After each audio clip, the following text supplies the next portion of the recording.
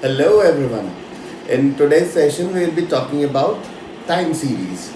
Okay, before we move forward, let me have a quick introduction about myself.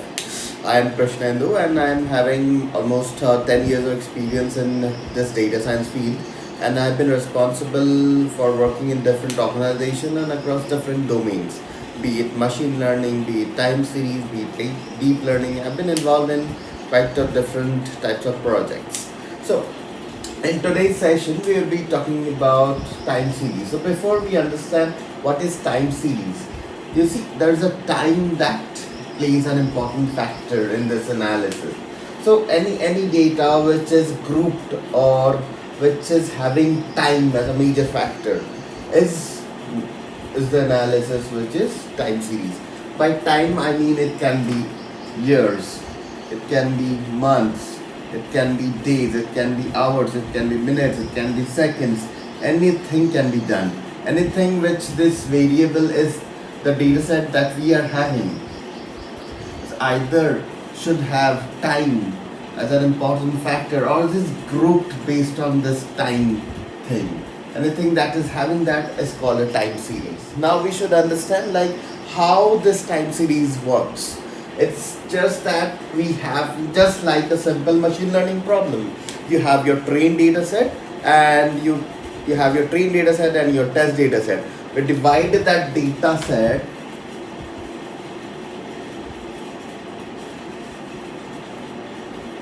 into train and test, and based on which we do it.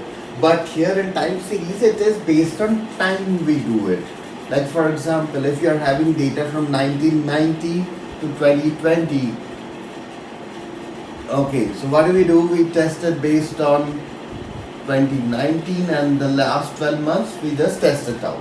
So that's the simple thing, it's almost similar to it. So when we are talking about time series, here we talk about forecasting the future values. Okay, so there's a difference between forecast and predict. Almost the meaning is the same, but there is a little bit of difference.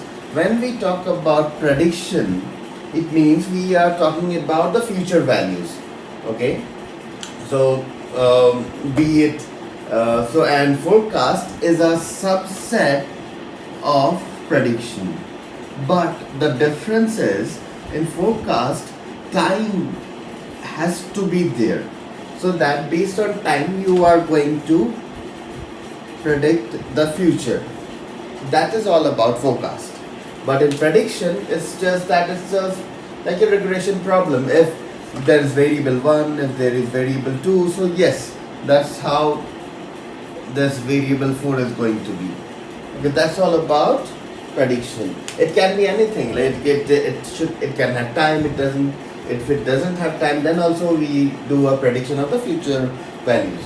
But in forecast, time is a critical element which has to be present there.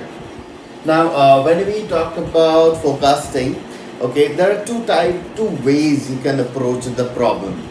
Okay, so one is using the time series approach. The other is using regression.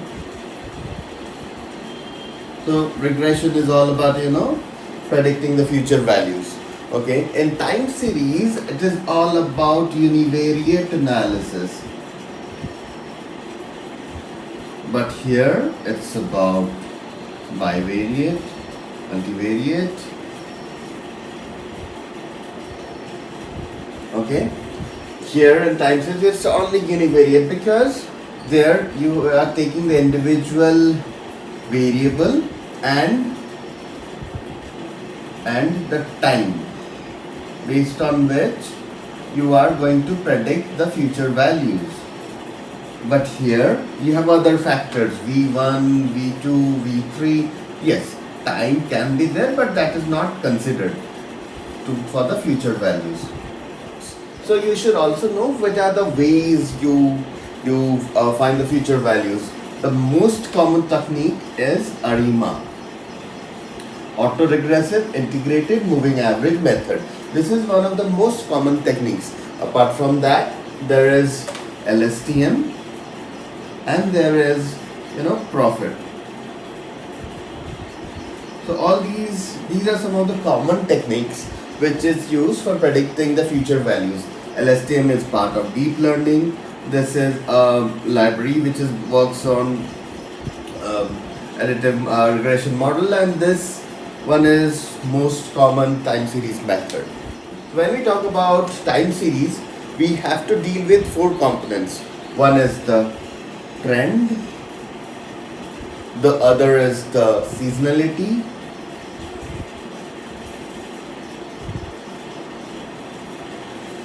the third is cyclic, and the fourth is irregular component.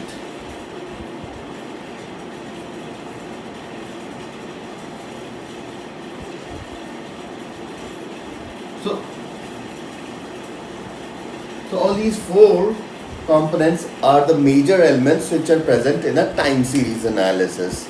You take the univariate data, you check whether it's grouped based on time or not.